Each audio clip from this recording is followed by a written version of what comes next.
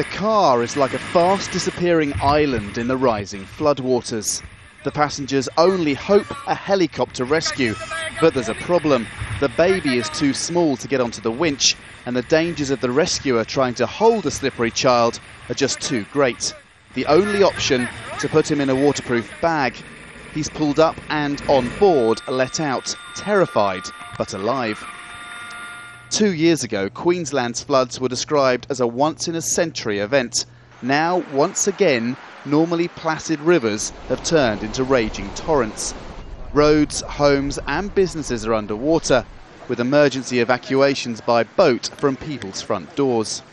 Horrible. Horrible. It's people on roofs yelling out when we were in the boat to come and save them. It's people lined up for the SES to come and see them. People with children sitting on their windowsills just yelling out. We've got nothing left. Our children have lost everything in the last 24 hours in their homes. We've got nothing left. Bundaberg is the town worst hit. Boats ripped from moorings, careering down its river.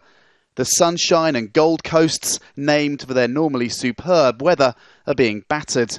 Brisbane, much of which went underwater in 2011's flood, is bracing again as inland floodwaters head towards the city.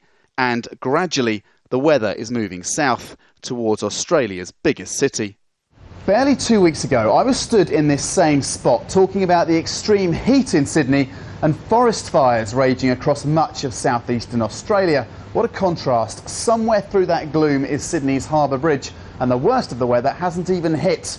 The rain will be at its peak here overnight into Tuesday. Andrew Thomas, Al Jazeera, Sydney.